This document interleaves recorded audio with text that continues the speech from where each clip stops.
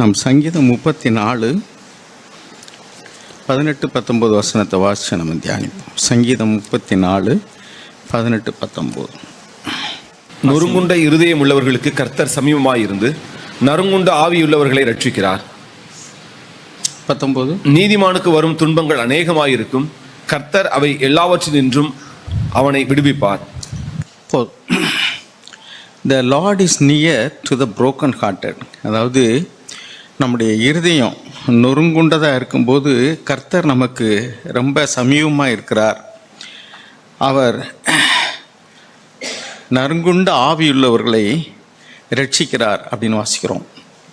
நீதிமானுக்கு வரக்கூடிய துன்பம் அநேகமாக இருக்கும். நீதிமானுக்கு துன்பமே வராது அப்படின்னு இல்லை, நீதிமானுக்கு தான் துன்பம் அநேகமாக இருக்கும்னு எழுதியிருக்கு.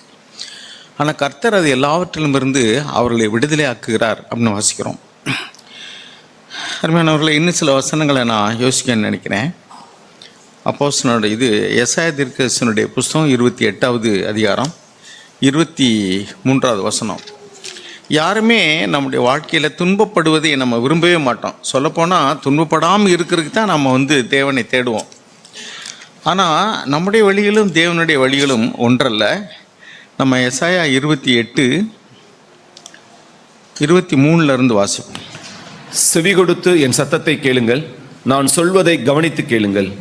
உழுகிறவன் விதைக்கிறதற்காக நாள்தோறும் உழுகிறதுண்டோ? தன் நிலத்தை கொத்தி நாள்தோறும் பரம்படிக்கிறது உண்டோ? அவன் அதை மேலாக நிரவின பின்பு அதற்கேற்ற இடத்தில் உளுந்தை தெளித்து சீரகத்தை தூவி முதல் தரமான கோதுமையையும் தெரிந்து கொண்ட வார்கோதுமையையும் கம்பையும் விதைக்கிறான் அல்லவோ? அவனுடைய தேவன் அவனை நன்றாய் போதித்து அவனை உணர்த்துகிறார். உளுந்து தூளத்தாலே போரடிக்கப்படுகிறதில்லை, சீரகத்தின் மேல் வண்டிலின் உருளை சுற்றவிடப்படுகிறதும் இல்லை. உளுந்து கோலினால் சீரகம் இளற்றினாலும் அடிக்கப்படும், அப்பத்துக்கு தானியம் இடிக்கப்படும். இடைவிடாமல் அவன் அதை போரடிக்கிறதில்லை. அவன் தன் வண்டிலின் உருளையால் அதை நசுக்குகிறதும் இல்லை, தன் குதிரைகளால் அதை நொறுக்குகிறதும் இல்லை. இதுவும் சேனைகளின் கர்த்தராலே உண்டாகிறது. அவர் ஆலோசனையில் ஆச்சரியமானவர், செயலில் மகத்துவமானவர். அவர் ஆலோசனையில் ஆச்சரியமானவர். He who has made his counsel wonderful and his wisdom great. பாருங்கள், நம்மளை தேவன் ஒவ்வொருவரையும் ஒரு நோக்கத்தோடு கூட அழைத்திருக்கிறார். அவருடைய பிரதான நோக்கம் தன்னுடைய குமாரனுடைய சாயலுக்கு ஒப்பாக நம்மை மாற்ற வேண்டும். அவர் பரிசுத்தராக இருக்கிறது போல் he is holy. அதே மாதிரி நாமளும் பரிசுத்தர் ஆகணுங்கிறது தான் அவருடைய நோக்கம். அந்த நோக்கம் பொதுப்படையான எல்லாரையும் குறித்து தேவனுடைய நோக்கம். ஆனால் தனிப்பட்ட விதத்தில் நம்ம ஒவ்வொருவருக்கும் ஒரு விதமான அழைப்பு உண்டு. ஏதாவது ஒரு காரியத்தை குறிப்பிட்டாப்புல அவர் ஒவ்வொருவரும் செய்யும்படிக்கு நியமிக்கிறார். அதே மாதிரி தான் இந்த தானியங்கள் அப்படின்னு வரும்போது எல்லா தானியங்களும் ஒரே மாதிரி கிடையாது. நாம் சில தானியங்களை சமைச்சு சாப்பிட்றோம், சில தானியங்களே வாசனை திரவியங்களை போல் யூஸ் பண்ணுறோம். இப்போ கடுகு யூஸ் பண்ணுறோம், வெந்தயம் யூஸ் பண்ணுறோம், ஏலக்காய் யூஸ் பண்ணுறோம். இதெல்லாம் பார்த்திங்கன்னா அது இல்லாட்டாலும் கூட அதுதான் அதுக்கு சுவையையும் மெருகையும் சேர்க்கக்கூடியது. அப்போ ஒவ்வொரு தானியத்தையும் நம்ம விளைய வைக்கும் பொழுது அது ஒவ்வொன்றுக்கும் ஒரு கால அளவு இருக்குது. ஒவ்வொன்றும் விளையிறதுக்கு தேவையான போஷாக்கு, தண்ணி, உரம், அதை அடிக்கும்போது அது விளைஞ்ச பின்னாடி அதை பக்குவப்படுத்தும் போது கூட நெல்லை ஒரு மாதிரிக்க, கோதுமையை ஒரு மாதிரிக்க, அல்லது வேறு தானியங்களை ஒவ்வொன்றையும் ஒரு மாதிரிக்கு இது பண்ணுறோம். அதுதான் எழுதிருக்கு. உளுந்தை நம்ம பெரம்புனால அடிக்கிறோம், கோதுமையை அல்லது நெல்லை போரடிக்கிறோம், மாட்டை விட்டு அல்லது டிராக்டர் விட்டு மேலே உழ விடுறாங்க, இது பண்ண விடுறாங்க. அதுக்கு ஒவ்வொன்றுக்கும் ஒரு அளவு இருக்குது. அது பக்குவத்துக்கு மேலே ஓட விட்டால் சரி, அப்புறம் மாவாகி போயிடும். இப்போ நெல்லுக்கு டிராக்டர் விட்டு நசுக்கிறாங்க, அதே திரும்ப திரும்ப நசுக்கிட்டு இருந்தால் சரி, அங்கேயே பவுடராகி போயிடும். ஸோ எல்லாத்துக்கும் ஒரு அளவு இருக்குது. அப்போ அந்த எதிர்பார்க்குற பதம் வருகிற வரைக்கும் தான் அதை நம்ம அடிப்போம். பாருங்கள், நம்ம பட்டறையில் இட்டு இரும்பையெல்லாம் அவங்க நல்ல சூடேற்றும் போது பார்த்தீங்கன்னா சில நேரம் ரொம்ப ஆச்சரியமாக இருக்கும். அப்படியே அந்த கருப்பாக இருக்கிற இரும்பு தகன்னு அப்படியே நீங்கள் பார்த்துருப்பீங்கன்னு நினைக்கிறேன். அப்படியே சிவப்பு கலரை தகன்னு ஷைனிங் இதாக இருக்கும். அது பார்க்கவே அவ்வளோ தீப்பிழம்புங்கிறோம் அப்படி இருக்கும். அந்த நேரத்தில் எடுத்து வச்சு அவங்க அடித்தாங்கன்னா அப்படியே அது வளையும். மற்ற நேரத்தில் அடிச்சிங்கன்னா அது சுத்தமாக வளையாது, அதை வச்சு இன்னொன்று உடச்சிடலாம். இப்படி தான் தேவன் ஒவ்வொன்றையும் பக்குவப்படுத்துறதுக்கு ஒரு மெத்தடை கையாளுறார், ஒரு டூலை கையாளுறார். அதாவது ஒரு கருவியை கையாளுகிறார். இரும்பை நொறுக்கணும்னா இரும்பினால தான் கருக்கிட முடியும், இரும்பை வேற பண்ண முடியாது. அதே மாதிரிக்கு ஒவ்வொன்றுக்கும் ஒரு கருவியையும் பயன்படுத்துகிறார், ஒவ்வொன்றுக்கும் ஒரு அளவையும் லிமிட்டும் வச்சுருக்கிறார். இதை இந்த அளவுக்கு தான் அரைக்கணும், இதுக்கு மேலே அரைக்கக்கூடாது. இப்போ ரைஸ் மில்லில் போட்டு நம்ம ஒன்று அரைக்கணும்னா மாவு ஆக்கிறதுக்கு ஒரு பிளேட்டு போடுவாங்க, அதையே வந்து கொஞ்சம் உடைக்கிறது மாதிரி பண்ணோம்னா அதுக்கு ஒரு இது. ஸோ அதையே ஒரு தடவை போடுவாங்க, 2 தடவை போடுவாங்க, இன்னும் கொஞ்சம் நைஸாக வரணும்னா அதிகமாக போடுவாங்க. நம்ம என்ன பலகாரம் சுட போகிறோமோ, இப்போ அதிரசத்துக்குன்னா மாவு வந்து கொஞ்சம் பதம், அது ஒரு மாதிரி பதம். அதே மாதிரி தோசைக்கு ஒரு பதம், இட்லிக்கு ஒரு பதம்.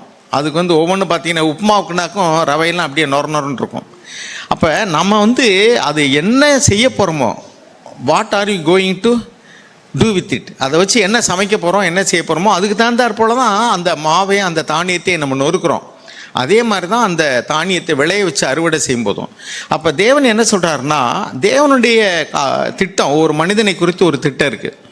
அப்பம் சுடணும் அப்படின்னு சொன்னால் தானியம் இடிக்கப்படும். நான் கடந்த வாரம் நம்ம திருவிருந்து சமயத்தில் உட்காந்துருக்கும்போது எனக்குள்ள ஆவியானவர் இப்படி தான் உணர்த்தினார். ஒரே அப்பத்தில் நம்ம எல்லாரும் பங்கு பெறுறோம். அந்த ஒரே அப்பம் சுடுறதுக்கு அநேக தானியங்கள் வந்து இடிக்கப்படும். இங்கே அப்படி தான் எழுதியிருக்கு 28 பாருங்கள். Grind for bread is crushed.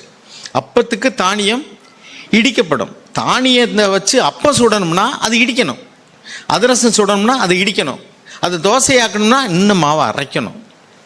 So நம்மை கொண்டு தேவன் என்ன செய்கிறதுக்கு திட்டமாக இருக்கிறாரோ, பிளான் பண்ணி இருக்கிறாரோ, அது நிறைவேறும் வரைக்கும் நாமளை வந்து திரும்ப திரும்ப திரும்ப திரும்ப பண்ணிக்கிட்டே தான் இருப்பார். ஒரு மனுஷனை வந்து சில நேரங்கள் அந்த தங்கம் அல்லது இதெல்லாம் பாலிஷ் பண்ணும்போது சொல்லலாம், அதில் என் முகம் தெரியணும் அப்படின்னு சொல்லிட்டு. அப்போ தேவனுடைய சாயல் நமக்குள்ளே தெரிகிற வரைக்கும் தேவன் நம்மளை வந்து பக்குவப்படுத்திக்கிட்டே இருப்பார்.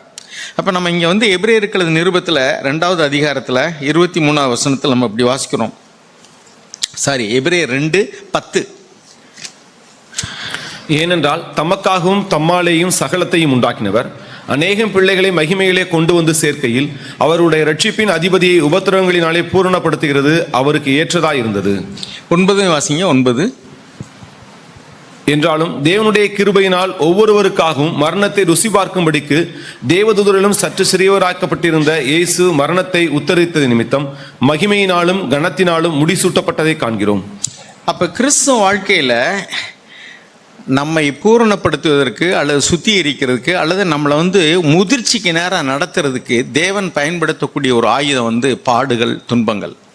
இங்கே என்ன எழுதியிருக்கு 10வது வசனத்தில், For it was fitting for him, for whom are all things and through whom are all things, in bringing many sons to glory. யார் மூலமாக யாரை கொண்டு யாருக்காக தேவன் காரியங்களை செய்கிறாரோ அவரை to perfect the author of their salvation through sufferings. ரட்சிப்பின் அதிபதியை உபத்திரவங்களினாலே பூர்ணப்படுத்துவது அவருக்கு ஏற்றதா இருக்கு. அப்படின்னு என்ன அர்த்தம்னா, ரட்சிப்பின் அதிபதியாக இயேசு பூரணத்துக்கு நடத்துறதுக்கு அவர் பயன்படுத்தின ஆயுதம் என்ன?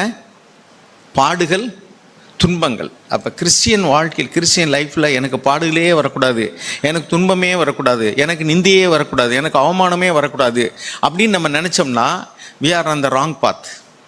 தேவன் தன்னுடைய சாயலை மாற்றுறதுக்கு இப்போ ரிஃபைனரியில், இப்போ நீங்கள் அதான் நான் சொன்னேன், தானியத்தை வச்சு நம்ம மாவாக்கணும்னாக்கும் ஒரு தடவை அரைக்கிறாங்க, அரை தடவை அரைக்கிறாங்க. நம்மளே என்ன சொல்லுவேன் தெரியுமா, பார்த்துட்டு என்ன செய்ய போகிறோமோ அதுக்கு தந்தப்பல இன்னொரு தடவை போடுங்க அப்படிம்போம். உளுந்து ஆட்ட போவோம், இன்னும் கொஞ்சம் போடுங்க, இன்னொரு இடம் போட்டுருங்க அப்படிம்போம். ஏன் அப்படின்னா அது இன்னும் நைஸாக வரணும். ஏன் நைஸாக வரணும்? நம்ம என்ன சுட போகிறோம்ன்ற பிளான் நமக்குள்ளே இருக்கோ அதுக்கு தந்தாற்போல. அப்போ நம்முடைய தேவன் நம்மை குறித்து ஒரு திட்டம் வச்சுருக்கார். நம்ம ஒவ்வொருவரையும் குறித்து ஒரு திட்டம். இந்த மனிதனை நான் இதற்கு பயன்படுத்த போகிறேன், இந்த மனிதனை நான் இதற்கு உபயோகிக்க போகிறேன், இந்த மனுஷியை நான் இதற்காக தெரிந்து கொண்டேன். அப்போ அவங்களுக்கு தகுந்தாற்போல் ட்ரைனிங் கொடுப்போம். உதாரணத்துக்கு வந்து இப்போ ஐஏஎஸ் தேர்வு எழுத போகிறாங்கன்னா அதுக்கு ஒரு கோச்சிங், நீட் தேர்வு எழுத போகிறாங்கன்னா அதுக்கு ஒரு கோச்சிங், ஜேஇ எழுத போகிறாங்கன்னா அதுக்கு ஒரு கோச்சிங். பாடத்திட்டமே வேறு, பயிற்சியும் வேறு. அதே மாதிரிக்கு இப்போ ஐஏஎஸ் எழுதுறவங்களாம் சொல்லுவாங்க, நான் 4 தடவை ஃபெயில் ஆகிட்டேன், 5 தடவை ஃபெயில் ஆகிட்டேன், 7 தடவை ஃபெயில். அது என்ன சொல்கிறாருன்னா, அவங்க விடாமுயற்சியோடு கூட மறுபடியும் தேவன் அதை தான் பார்க்குறாரு. ஒரு மனுஷங்கள் வந்து பாடுகள், கஷ்டங்கள் வரும்போது அப்படியே சோர்ந்து போயிட்டோம்னா, no this is not fit. அவன் எத்தனை முறை வந்து தோல்வி வந்தாலும் சரி, அந்த இப்போ சமீபத்தில் இப்போ மதுரைன்னு நினைக்கிறேன், யாரோ ஒரு பொண்ணு வந்து ஆல் இண்டியா லெவலில் ஐஏஎஸ் தேர்வில் 2வது ரேங்க் வாங்கியிருக்காங்க. அவங்க ஏற்கனவே 4 தடவை ஃபெயில் ஆனவங்களாம். இப்போ பார்த்தீங்கன்னா ஆல் இண்டியா லெவலில் 2வது ரேங்க். எப்படி முடிஞ்சுனாக்கும் அவங்க விட்டு போகல, சோர்ந்து போயிடல. நம்ம சில பேர் வந்து தோல்வி வந்துச்சுன்னா, பாடு வந்துச்சுன்னா, அல்லது கஷ்டம் வந்துச்சுன்னா, சரி இதெல்லாம் நமக்கு ஒத்து வராது அப்படின்னு சொல்லிட்டு we want to give it up. ஆனால் தேவன் என்ன பண்ணுறாருனாக்க, இது சரியாக வராது, என்ன பாடு வந்தாலும் சரி, கஷ்டம் வந்தாலும் சரி, who will stand for me. அப்போ அவங்கள வந்து ஒரு பெரிய பொறுப்புக்கு தெரிந்தெடுக்கும் போது வந்து இஸ் கண்டினியூஸ்லி கிரஷிங். அதுதான் இங்கே சொல்கிறாரு, யாரெல்லாம் நொறுக்கப்படுகிறார்களோ, யாரெல்லாம் ஆவியில் வந்து நெருக்கப்படுகிறார்களோ அவர்களுக்கு நான் ரட்சிப்புக்கு துணையாக நிற்பேன். அப்போ ஏன் இது நெருக்காமையே இப்படி பண்ணிட்டா என்ன ஆண்டவரே? நம்ம லூக்கா 12:50 வாசிங்க. லூக்கா 12:50. ஆண்டவரை இயேசு கிறிஸ்துவை இந்த பூமியில் வாங்கும்போது இப்போ அவரை குறித்து தான் நம்ம வாச்சோம். ரட்சிப்பின் அதிபதியை உபத்திரவத்தினாலே பூர்ணப்படுத்துவது அவர் கேட்டதாக இருந்ததுன்னு. அப்படி உபத்திரவத்தினால அவர் உபத்திரவத்தில் போகும்போது வந்து அவருக்கு ஒன்று ரொம்ப தேவசித்தம் செய்யணுன்னு தான் ஒப்பு கொடுத்தாரு. ஆனால் உபத்திரவத்தின் வழியாக தேவன் நடத்தும் போது அவருக்கே அது கஷ்டமாக தான் இருந்துச்சு. அது இஷ்டமாகவும் இல்லை. இஷ்டமாக அவர் கீழ்ப்படிய விரும்பினாலும் அது பாடுகளுக்குள்ள கடந்து போகும்போது அது கஷ்டமாக தான் இருக்கும். அதை வாசிங்க 12:50. நான் முழுக வேண்டிய ஒரு ஸ்நானம் உண்டு, அது முடியும் அளவும் எவ்வளவோ நெருக்கப்படுகிறேன். பார்த்தீங்களா? நான் முழுக வேண்டிய ஒரு ஸ்தானம் உண்டு அப்படின்னா எனக்கு ஒரு திட்டத்தை தேவன் வச்சிருக்காரு, அதை நான் நிறைவேற்ற வேண்டும். ஆனால் அது முடியும் அளவும் எவ்வளவோ நெருக்கப்படுகிறேன் அப்படின்னா அவரே என்ன சொல்கிறாரு? ஹவு டிஸ்ட்ரெஸ்டு ஐ ஆம் அண்டில் இட் இஸ் அக்கம்ப்ளிஷ்ட். அது நிறைவேறும் அளவும் ஹவு மச் பெயின். பிதாவாய் தேவனுடைய சமூகத்தை தரிசிக்க முடியாமல் போனது அது இன்னொரு pain, separation from God. So அவர் இந்த உலகத்தில் சந்தித்த பாடுகள், நிந்தைகள், அவமானங்கள், மிஸ் அண்டர்ஸ்டாண்டிங், அப்புறம் அது போக வந்து மனிதர்களால் வந்து சரீர பிரகாரமான உபத்திரவங்கள் இதெல்லாம் கடந்து போகும்போது தான் நம்ம இதுலெல்லாம் அந்த ராடு இதெல்லாம் டெஸ்ட் பண்ணும்போது, காங்கிரீட்லாம் டெஸ்ட் பண்ணும்போது இது எவ்வளோ லோடு தாங்கும், எவ்வளவு லோடு இது மேலே ஏற்றலாம், அதெல்லாம் டெஸ்ட் பண்ணுவாங்க. காங்கிரீட்டை செய்வாங்க, பிறகு அதை உடைக்கும் போது எவ்வளவு இடி தாங்குது, எவ்வளோ அடி தாங்குது அப்படின்னு பார்ப்பாங்க. அதுக்கு தகுந்தாற்போல தான் அதனுடைய ஸ்ட்ரென்த்தை நிர்ணயிக்கிறாங்க. இந்த அளவு வரைக்கும் பாருங்கள், சில இதுகளெல்லாம் அந்த வண்டியில் லோடு இது இத்தனை டன்னு தாங்கும், இது இத்தனை டன் லோடு இழுக்கும். எப்படி அப்படின்னா அது வந்து டெஸ்ட் பண்ணுறாங்க. அது மாதிரி தான் தேவன் வந்து he is testing us when you are passing through trials, persecutions, sufferings, pains, troubles. ஆனால் அந்த நேரங்களில் நமக்கு அது ஈஸியாக இருக்குமான்னு இல்லவே இல்லை. ஆண்டவரே சொல்கிறார் பாருங்களேன், how much I am distressed. அது நிறைவேறு வளம் நான் எவ்வளவாக வேதனைப்படுகிறேன், எவ்வளவோ நெருக்கப்படுகிறேன். ஆனாலும் அவர் விட்டு போயிடவே இல்லை. பவுல் சொல்வார், நான் எல்லா பக்கத்திலும் நெருக்கப்படுகிறேன், ஆனால் நாங்கள் சோர்ந்து போகிறதுல நாங்கள் விட்டுறதும் இல்லையும் பாருங்க. இப்போ நம்மளை வந்து தேவன் சோதித்து பார்க்குறாரு, ஒவ்வொரு பாடுகளுக்குள்ளாக, நிந்தைக்குள்ளாக, அவமானத்துக்குள்ளாக. ஆனால் நாம் வந்து சின்ன விஷயங்களே கூட நம்ம சோர்ந்து போயிட முடியும். பாருங்கள், மத்திய எபிரேயர்கள் நிருபத்திலேயே அது வாசிங்களா, 5வது அதிகாரம் 8-9 வசனம் வாசிங்க. எபிரேயர் 5:8-9. 7 வந்து அவர் கதறி அழுது குறித்து நம்ம வாசிக்கிறோம். எபிரேயர் 5:7. எபிரேயர் 5:8-9 வாசிங்க. அவர் குமாரனாய் இருந்தும் பட்ட பாடுகளினாலே கீழ்ப்படிதலை கற்றுக்கொண்டு. பார்த்தீங்களா, அவர் எப்படி கீழ்ப்படிதலை கற்றுக்கொண்டார்னா, he learned obedience from the things he suffered. அப்படின்னா அவர் பாடுகளுக்குள்ளாக கடந்து போய் அதிலெல்லாம் அப்படியே சகித்து கீழ்ப்படிந்து, அவர் வந்து கீழ்ப்படிதல்னா என்ன? கீழ்ப்படிதல்னா துன்பப்படுங்கள்னு அர்த்தம். யாருக்காவது நீங்கள் சப்மிட் பண்ணணும், கீழ்ப்படியணும்னா, இப்போ பிள்ளைகள்லாம் பார்த்தீங்கன்னா பெற்றோர்களுக்கு கீழ்ப்படியணும்னா அது கஷ்டமாக தான் இருக்கும். ஏன்னா அந்த பிள்ளைகளுக்குள்ள ஒரு இஷ்டம் இருக்குது, ஆனால் பேரண்ட்ஸ்ட்டு இன்னொரு பிளான் இருக்குது. அந்த பிள்ளையை விளையாடணும்னு நினைக்கும், நம்ம படிப்போம், படின்னா சில பிள்ளை அந்த வார்த்தையை கேட்டாலே வந்து கஷ்டமாயிரும், எப்போ பார்த்தாலும் படின்னு அப்படின்னு. ஆனாலும் கூட நம்ம அதை தொடர்ச்சியாக நம்ம அதை சொல்லிட்டு தான் இருக்கோம். ஏன்னா we want to make them somebody. அவங்கள வந்து வாழ்க்கையில் ஏதாவது ஒரு திட்டத்தை வச்சு பண்ணுறோம். ஸோ அவங்கள ஈஸியாக விடுற லிபரல் ஸ்கூலில் சேர்க்க மாட்டோம், டிசிப்ளின்டாக உள்ள கடினமான இடங்களில் தான் கொண்டு விடுவோம். ஏன்னா we have a plan for them. அப்போ அந்த பாடுகள், துன்பங்களை அனுபவிக்க கடந்து போகும்போது நம்மை அந்த பாதையில் நடத்தக்கூடிய தேவன் நம்மை குறித்து என்ன திட்டம் வச்சுருக்காருங்கிறத உணர்ந்துக்கிட்டோம்னு சொன்னால் நாம் முறுமுறுக்க மாட்டோம், குறை சொல்ல மாட்டோம். அதான் இங்கே 5:8-9 நம்ம மறுபடியும் வாசிக்கிறோம். அதுக்கு என்னுடைய வேதாகமத்தில் உள்ள பின் குறிப்பை நான் வாசிக்கிறேன். It was a continuous process of making the will of God the Father his own. Jesus chose to obey even though obedience led suffering and death. மரணமும் துன்பமும் அவருக்கு வந்து கீழ்ப்படிதலினுடைய விளைவாக இருந்தபோதும் கூட அவர் கீழ்ப்படிந்தார். Because Jesus obeyed perfectly even under great trial, he can help us obey no matter how difficult obedience seems to be. கீழ்ப்படிதல் என்பது எவ்வளோ கஷ்டமாக இருந்தாலும் அவர் கீழ்ப்படிந்து அந்த பாதையில் கடந்து போனபடினால அவர் சொல்கிறார், கவலைப்படாத, நான் உலகத்தை ஜெயித்தேன், நீ உலகத்தை ஜெயிக்க முடியும், நான் பாடுகளுக்கெல்லாம் கடந்து போனேன். ஸோ இதுதான் வழி, நீ இப்படி தான் போன ஒரு வழி இல்லை. இதை வந்து பூர்ணப்படுத்தணும்னா ரட்சிப்பின் அதிபதியே உபத்திரவத்தின் வழியாக தான் பூர்ணப்படுத்த வேண்டி இருந்துச்சுன்னு சொன்னால் நமக்கும் அதுதான் வழி.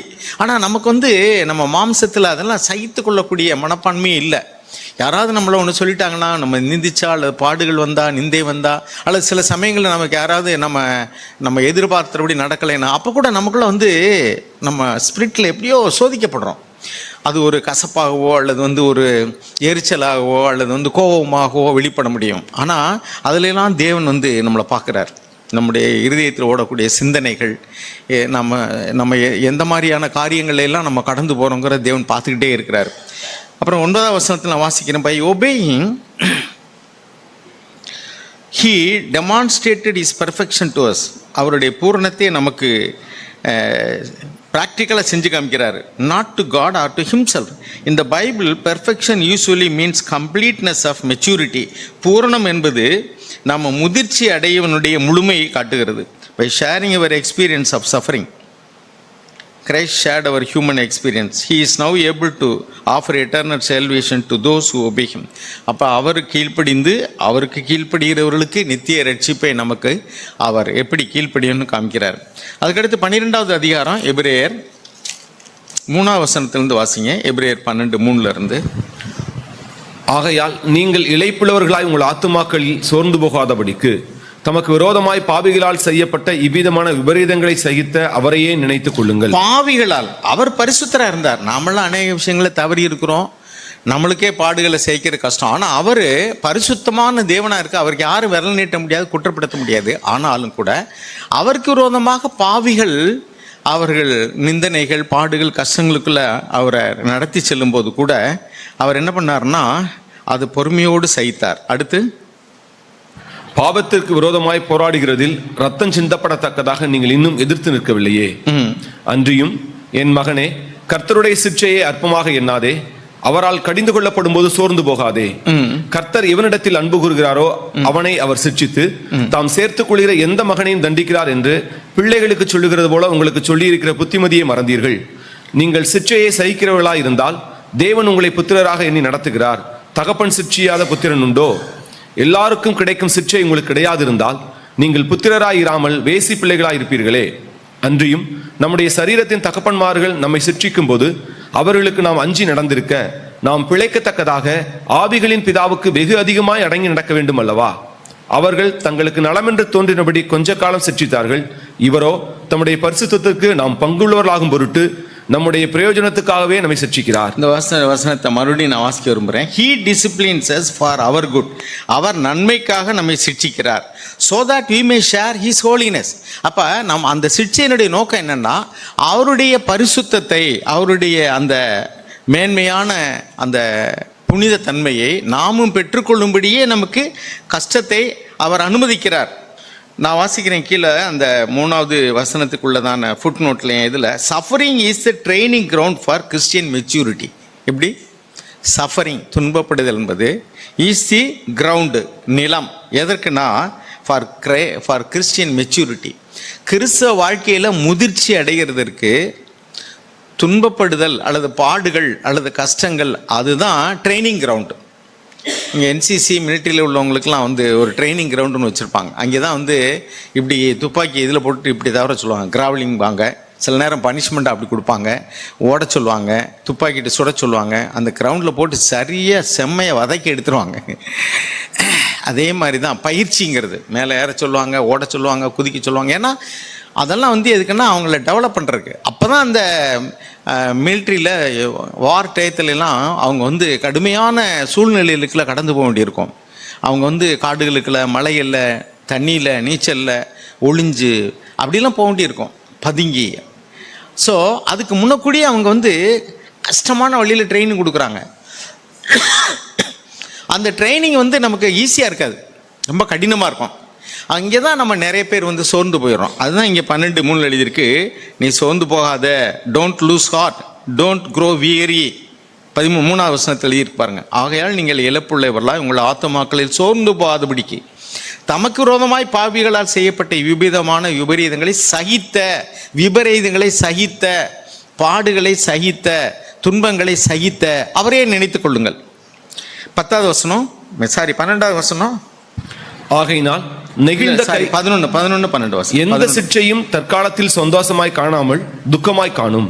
ஆகிலும் பிற்காலத்தில் அதில் பழகினவர்களுக்கு அது நீதியாகிய சமாதான பலனை தரும். முதல்ல ஒரு சிக்ஷையை பாடுனா நமக்கு வந்து ரொம்ப பெயின்ஃபுல்லாக இருக்கும், பேர் பண்ணிக்கிறே கஷ்டமாக இருக்கும். என்ன இப்படிலாம், எதுக்காக நம்ம இப்படிலாம் கஷ்டப்படணும், இந்த வழியெலாம் நமக்கு ஒத்து வராது அப்படின்னு கூட நினைக்கலாம். ஆனால் பின்னாடி அதனுடைய ரிசல்ட்டை பார்க்கும்போது நல்லது. பாருங்கள், நம்ம வந்து பெரும்பகுதி சின்ன பிள்ளைகள் வந்து ரொம்ப ரொம்ப டிசிப்ளின்டாக உள்ள ஸ்கூலில் ரொம்ப கடினமாக நடத்தக்கூடிய வாத்தியார்கள்ட்ட அவங்க வந்து இருக்கும்போது எப்படா இங்கேருந்து போவோம்பாங்க, அல்லது எப்படா இந்த ஆள் போய் தொலைவான் அப்படின்னு சொல்லி நினைப்பாங்க. ஒருத்தர் சொன்னார், என் மனைவி திருந்தவே மாட்டா, சேஞ்ச் ஆகவே மாட்டேங்கிற, அதனால் கேன் ஐ சேஞ்ச் மை ஒய்ஃப்னு. அது மாதிரி வந்து இந்த ஸ்கூலில் வந்து நான் விடுதலையாகவே இருக்க முடியாது, அதனால் ஸ்கூலை சேஞ்ச் பண்ணலாமா அப்படின்னு நினைக்கிறதுலாம் உண்டு. நான்லாம் வந்து ஒரு காலத்தில் பியூசி சென்ட் ஜோசப் காலேஜ் ட்ரிச்சியில் படித்தேன். அப்போ நான் ஒரு அவ்வளவு எனக்கு முதிர்ச்சி கிடையாது லைஃப்பை குறித்து. அப்போ நான் ரட்சிக்கப்படவும் கிடையாது. காலையில் 5 மணிக்கு எழுப்பி விட்றாங்க. அது அந்த காவிரியார் அந்த கேம்பஸ்க்குள்ள ஓடும். அதாவது அந்த அந்த சென்ட் ஜோசப் காலேஜினுடைய கேம்பஸ் இருக்குது. விடிய காலம் 5 மணிக்கு நல்லா குளிர் காலத்தெல்லாம் பார்த்தீங்கன்னா எந்திரிக்க முடியாது, நல்லா பயங்கர குளிராக இருக்கும், போர்த்திட்டு படுத்து கிடப்போம். 5 மணிக்கெலாம் கையை தட்டி லைட்டை போட்டு எல்லோரும் எந்திரிப்பாங்க. ஒரு சேவியர் ஹால்னு ஒன்று, ஒரே ஹால் அது. இப்போ +2 தான் அப்போ வந்து எங்களுக்கு பியூசின்னு சொல்லி எழுப்பி விட்டா உடனே அந்த நேரத்தில் அது வந்து ஆர்சி இது, உடனே எல்லோரும் போய் பல்லு விளக்கி டாய்லெட்லாம் போயிட்டு முகத்தை கழுவிட்டு வந்து மாசுக்கு போகணும். வரிசையை நிறுத்தி மாசுக்கு போய் எவன்டா வரலேன்றவாங்க, எவன்டா லேட்டாக வர்றான்பாங்க. அங்கே நின்றுக்கிட்டு அதுக்கு பொறுப்பாக இருக்கிற சாமியார்கள்லாம் அப்படியே வரிசையாக போய் அந்த நேரம் வந்து 1 மணி நேரம் மாஸ் அட்டன் பண்ணோம். மாஸ் அட்டன் பண்ணிட்டு வந்து எல்லாம் குளிச்சு கிளம்பி எல்லாம் கிளம்பணும். அந்த காலையில் 5 மணிக்கு எழுப்பும்போது ரொம்ப கஷ்டமாக இருக்கும் அந்த நேரம். அந்த வருஷமே நான் நினச்சிட்டேன், அடுத்த வருஷம் இனிமேல் எந்த வந்தாலும் சரி இந்த காலேஜில் படிக்கவே கூடாது. அந்த காலேஜில் இடம் கிடைக்கிறதே பெரிய காரியம். அப்போ நான் வந்து ஃபஸ்ட் கிளாஸ் வித் டிஸ்டிங்ஷனோட பாஸ் பண்ணேன். அடுத்த வருஷம் இந்த காலேஜுக்கே போகக்கூடாதுன்னு நினச்சேன். அடுத்தாப்புல நான் பிஎஸ்சி டிகிரியில் வந்து விஎஸ்சி காலேஜ் விருதுநகரில் படித்தேன். எல்லா பசங்களோடு சேர்ந்து சுற்றி கடைசியில் 3rd கிளாஸில் தான் பாஸ் பண்ணேன். ஒருவேளை நான் அங்கேயே இருந்திருந்தேன்னா என் லைஃப் வேறு மாதிரி போயிருந்திருக்கும். ஏன்னா அந்த வயசில் வந்து எனக்கு ரொம்ப கஷ்டமாக இருந்துச்சு. இதெல்லாம் இன்னும் விடிய காலத்தில் தூங்க விட மாட்டேங்கிறாங்க, எழுப்பு. அதே மாதிரிக்கு வந்து வெளியிலலாம் போகவே முடியாது. மாதத்தில் 1 நாள் அல்லது 2 நாள் வந்து ஃப்ரீ பீரியட் விடுவாங்க. அது சாயங்காலம் 5 மணிலேருந்து ஒரு 6 மணி 7 மணி அதுக்குள்ளே போய் வெளியில் ஏதாவது திங்ஸ் வாங்கணும்னா வாங்கிட்டு வர்றதுக்காக விடுவாங்க. அது போயிட்டு கரெக்டாக அந்த டயத்துக்குள்ளே வந்துடணும். இல்லைன்னா இங்கே வந்து அந்த ப்ரிஃபெக்ட்டு இதெல்லாம் நிற்பாங்க. அதே மாதிரிக்கே ஒரு மாதத்தில் எப்பாவது ஒரு நாள் வந்து ஒரு ஃபுல் டே விடுவாங்க. காலையில் வந்து மத்தியான சாப்பாட்டையும் கட்டி கொடுத்து வெளியில் போய் சொல்லிடுவாங்க. ஒரு ஃபுல் டே வெளியில் போயிட்டு சாயங்காலம் ஒரு டயத்துக்குள்ளே வந்துடணும். அப்படி ரொம்ப ஸ்ட்ரிக்ட்டு. அதாவது அதெல்லாம் எங்களுக்கு வந்து அப்போ அந்த வாலிப பிராயத்தில் ஒரு ஃப்ரீ பேர்ட்ஸாக இருக்கும்னு நினைப்போம். முடியவே முடியாது. ஏன்னா அது ஏன் அப்படி வச்சுருக்காங்க அப்படின்னா, அப்புறம் வந்து இந்த சில இதுகளில் வந்து எப்படின்னா காமன் ரூமாக தான் இருக்கும். இப்போ அந்த பியூசிலாம் தனித்தனி ரூம் கிடையாது. அப்புறம் ஃபஸ்ட் இயருக்கு வந்தாச்சுன்னா தனித்தனி ரூம்லாம் கொடுப்பாங்க. தனி ரூம்னா ஒரு 2 3 பேர் 4 பேர் சேர்ந்து. ஏன் அப்படி வச்சுருக்காங்கன்னா, அந்த பருவத்தில் அப்படி இருந்தால் தான் அவங்க கண்ட்ரோலாக இருப்பாங்கிறதுக்காக தான். அதே மாதிரி தான் பேரண்ட்ஸ் இன்றைக்கி பிள்ளைகளை நம்ம டிசிப்ளினாக வைக்க விரும்புகிறோம். அங்கே போகாத இங்கே போகாத, அதை பார்க்காது இதை பார்க்காத, செல்ஃபோனில் உள்ள நேரத்துக்கு மேலே பார்க்காது இப்படி. ஏன்னா அவங்களுக்கு வந்து அந்த பருவத்தில் தெரியாது. அப்போ அவங்களுக்கு ஃப்ரீ விட்ட உடனே சில பேர் வந்து அதான் சொல்லணும்ல, அவுத்து விட்டான் கழுதை எடுத்து விட்டுச்சான் ஓட்டம்ட்டு அந்த கண்ட்ரோல் ஷிஃப்ட் பண்ண உடனே சில பிள்ளைகளுக்கு பார்த்தீங்கன்னா 10th பயங்கரமாக இது பண்ணி அவங்கள படிக்க வச்சு நல்ல மார்க் எடுத்து வச்சுருவாங்க. 12th போகும்போது போயிடும். ஏன் தெரியுமா? அவனுக்கு அங்கே பிடிச்சி க்ரஷ் பண்ணி அவனை மார்க் எடுக்க வச்சிடுறாங்க. அவன் 11 12 அப்புறம் காலேஜின்னு போன முன்னாடி அவன் க்ரஷ் பண்ணுறது, அப்போ ஃப்ரீ ஏறுறா அப்படின்னு சுற்றினான்னா அவ்வளோதான் லைஃப் தொலைஞ்சது. அப்போ நான் என்ன சொல்கிறேன்னா, நம்ம யாருமே வந்து பாடுகளை அல்லது டிசிப்ளினை விரும்புகிறதே இல்லை. ஆனால் உண்மையாக நம்ம வந்து பின்னாடி அதை யோசிச்சு பார்ப்போம். அன்றைக்கி எனக்கு எவ்வளோ டிசிப்ளின்டாக வளர்த்தது நல்லது, இல்லைன்னா நான் அப்போ என் வாழ்க்கை தாறுமாறாக போயிருக்கோம். எவ்வளோ கண்டிப்பாக வளர்த்தது நல்லது. பாருங்கள், நம்ம சர்ச்சை குறித்து கூட வெளியில் போகிறவங்க பின்னாடி என்ன சொல்கிறாங்கன்னாக்கும், அங்கே உள்ளது மாதிரி நான் அங்கே, அதாவது இங்கே வந்து நான் வந்து ரொம்ப ஒரு ஆசீர்வதிக்கப்பட்டேன், பாதுகாப்பாக இருந்தேன், எனக்கு நல்லா இருந்துச்சு அப்படிங்கிற மாதிரி ஃபீல் பண்ணுறவங்க இருக்கிறாங்க. ஏன்னா அவங்களுக்கு வந்து இங்கே இருக்கும்போது அப்படி சொல்ல மாட்டாங்க. அதே மாதிரி தான் பிற்காலத்தில் நம்ம பின்னாடி அது ஒரு சமாதான பலனை தரும். பிற்காலத்தில் நாம் வந்து யோசிக்கும்போது நான் கடந்து வந்த பாதையில் நினச்சி பார்க்குறேன், அடடா சின்ன வயசில் என்னைய எங்கள் அப்பா அம்மா அனுப்பின பள்ளிக்கூடம், எனக்கு டீச் பண்ண டீச்சர்ஸு, என்னை கண்டிப்பாக வளர்த்த என்னுடைய பெற்றோர்கள், நான் போன பள்ளிக்கூடம், நான் போன சர்ச்சு, எனக்கு உபதேசம் பண்ண சகோதரர்கள், எங்களை ஏன்னா இங்கே இருக்கும்போது வந்து எரிச்சல் அடைகிற சில பிரதர்ஸ் சிஸ்டர்ஸ்லாம் பார்க்குறேன். வெளியூரில் போய் அங்கங்கே போய் பார்த்த பின்னாடி அவங்க வந்து இப்போ அவங்க நன்றி செலுத்துகிறாங்க. எங்களுக்கு நீங்கள் அந்த சர்ச்சில் நாங்கள் வளர்ந்த விதம், எங்களை நடத்துனது, ஐ எம் தேங்க்ஃபுல் அப்படின்னு. ஏன்னா அது இப்போ தான் அவங்களுக்கு தெரியுது. அதே மாதிரி தான் இன்றைக்கி நம்ம கடந்து போகிற பாடுகள் கஷ்டங்களுடைய நோக்கத்தை, தேவன் நடத்துகிற நோக்கத்தை பின்னாடி நம்ம விளங்கிக் கொள்ளும்போது, கடந்து வந்த பாதைகளை நினைத்து பார்க்கிறேன், கர்த்தாவே கண்ணீரோடு நன்றி சொல்லுறேன்னு சொல்லுவோம். கடந்து வந்த பாதைகளை திரும்பி பார்க்கிறேன், கண்ணீரோடு கர்த்தாவே நன்றி சொல்கிறேன், நன்றி சொல்கிறேன், நன்றி சொல்கிறேன். கடந்து வந்த பாதைகளை திரும்பி பார்க்கிறேன், கண்ணீரோடு கர்த்தாவே நன்றி சொல்கிறேன், நன்றி சொல்கிறேன், நான் நன்றி சொல்கிறேன். அப்பா உமக்கு நன்றி, ராஜா உமக்கு நன்றி, அப்பா உமக்கு நன்றி, ராஜா உமக்கு நன்றி. ஆமர்மையானவர்களே, தேவன் நம்மை நேசிக்கிறார், நம்முடைய அன்பு தகப்பன். அவருடைய குமாரனுடைய சாயலாக, அவருடைய பரிசுத்தத்துக்கு பங்குள்ளவர்களாகும் போட்டு தான் நம்மளை சிட்சிக்கிறார், நம்மளை பாடுகளுக்குள்ளாக தெரிந்தே நடத்துகிறார். நமக்கு தெரியும் சில பிள்ளைகளுக்கெல்லாம் கடினமான ட்ரைனிங்கு அவங்க, ஆனால் நம்ம தெரிஞ்சே நடத்துகிறோம். அந்த பரீட்சையை தெரிஞ்சே போய் எப்படியாவது எழுதிருன்னு சொல்கிறோம். ஏன்னா நம்ம பெரியவங்களுக்கு தெரியும் இது அவங்களுக்கு நல்லது, ஆனால் அந்த பிள்ளைகளுக்கு தெரியாது. அதனால் என்ன எங்கள் அப்பா அம்மா என்னை நேசிக்கிறாங்களா இல்லையா, அவங்க என் மேலே அன்பாகவே இல்லை அப்படின்னு நினைப்பாங்க. அப்போ நாம் என்ன நினைக்கிறோம், நோனோ உனக்கு அப்படி தான் தெரியும், பின்னாடி உனக்கு தெரியும் அப்படின்னு. அப்போ அதை கீழ்ப்படிந்து எடுத்துக்கலைன்னா பின்னாடி என்ன செய்வாங்க, பின்னாடி வருத்தப்பட தான் முடியும். ஐயோ அப்போவே எங்கள் அப்பா அம்மா சொன்னதை நான் கேட்கலையே, என் போதகருடைய சிக்ஷையை நீதிமொழியில் எழுதியிருக்கு, போதகருடைய சிக்ஷையை நான் அலட்சியம் பண்ணனே, இப்போ நான் அதனுடைய பலனை அனுபவிக்கிறேன் அப்படின்னு சொல்லுவாங்க. ஆனால் அப்போ ஒன்றும் பண்ண முடியாது. எனவே அருமையானவர்களே, நான் சமீபத்தில் எனக்கு தேவன் உணர்த்தின ஒரு காரியத்தை சொல்கிறேன். நான் எத்தனையோ வருஷமாக தேவனுடைய விசுவாசியாக தான் இருக்கிறேன். ஆனால் தேவன் எனக்கு முகமுகமாக பேசினார் நான் ஒன்றும் சொல்ல முடியாது, ஒரு தரிசனத்தில் பேசினார்னு நான் சொல்ல முடியாது. ஆனால் ஆவியானவர் எனக்கு உணர்த்துறார் அப்படின்னு நான் விசுவாசிக்கிறேன். பாருங்கள், சில இடங்களில் இப்போ நான் இங்கேருந்து நிற்கிறேன், நீங்கள் எல்லோரும் என் முகத்தை தான் பார்க்க முடியும், உங்களுடைய முகத்தை பார்க்க முடியாது. ஆனால் இங்கேருந்து பார்க்கும்போது சில இடங்கள்ல நான் சர்ச்சுக்கு போகும்போது பார்த்துருக்கேன், யாராவது ஒரு தூங்கி விழுந்துட்டு இருப்பார், ஒருத்தர் பக்கத்தில் பேசிகிட்டு இருப்பார், பிள்ளைகள் விளையாடிக்கிட்டு இருப்பாங்க. இங்கேருந்து பார்க்கும்போது அது பளிச்சுன்னு தெரியும் ஒரு மாதிரியே. சில இடங்களெல்லாம் தூங்கிட்டு இருக்காங்கள, பிரதர் போய் முகத்தை கழுவிட்டு வாங்க அப்படின்னு சொல்லியிருக்கேன். அவங்க முகத்தை கழுவிட்டு ப்ரேயர் முடிவுக்குள்ளே போயிடுவாங்க. ஏன்னா வெக்கமாக இருக்கும் எல்லாருக்கும் முன்னாடி. நம்ம சொல்கிறது முகத்தை கழுவிட்டு வாங்கன்னு தான் சொல்லுவோம். அதே மாதிரி சில நேரங்களில் பார்த்தீங்கன்னா திருவிருந்தில் கலந்து கொள்ள வருவாங்க, அவங்க யாருக்கும் இன்னும் தண்ணி அடிச்சிட்டு இருப்பாங்க, அல்லது சரியாக தகுதியாக இருக்க மாட்டாங்க, அல்லது வேறு சர்ச்சிலேருந்து வருவாங்க, இன்னும் சரியாக சத்தியத்தை வழங்கியிருக்க மாட்டாங்க. அங்கே அவங்க திருவிருந்தில் கலந்துக்கிட்டு இருப்பாங்க, அல்லது ஊழியமே கூட செஞ்சுட்டு இருப்பாங்க. இங்கே ஒரு 6 மாதம் நீங்கள் எதுலையும் கலந்துக்கிடக்கூடாதுன்னு அவங்க என்ன இப்படி பண்ணுறாங்க, இவங்க இதெல்லாம் சர்ச்சு தானா, ஏன் எங்களையெல்லாம் இப்படி பண்ணுறதில்ல அப்படின்னு நினைப்பாங்க. But that is good for them. அவங்க நான் சரியாக சத்தியத்தை வழங்கி கீழ்ப்படி அப்படி.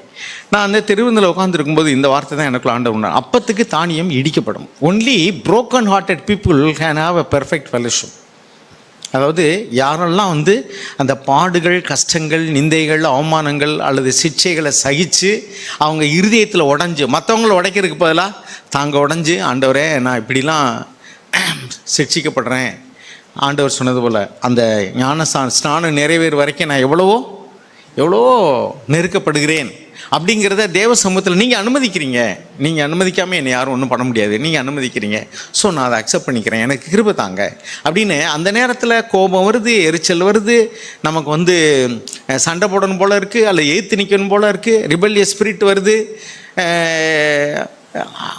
அப்போ நம்ம அன்ரீசனபுளாக பிஹேவ் பண்ணுறதுக்கான சான்சஸ்லாம் நிறையா இருக்குது. ஆனால் அதுக்கு பதிலாக செல்ஃப் பிட்டி, சுய பச்சாத்தாபம் வருது. என்னை அநியாயமாக இப்படி தப்பாக இது பண்ணுறாங்க, ட்ரீட் பண்ணுறாங்க, எனக்கு தகுதியான விதத்தில் என்னை நடத்தலை, இட் இஸ் அன்ரீசனபிள், அன்ஜஸ்டிஃபையபிள், ஒரு நியாயமே இல்லை அப்படின்லாம் நம்ம நினைப்போம்.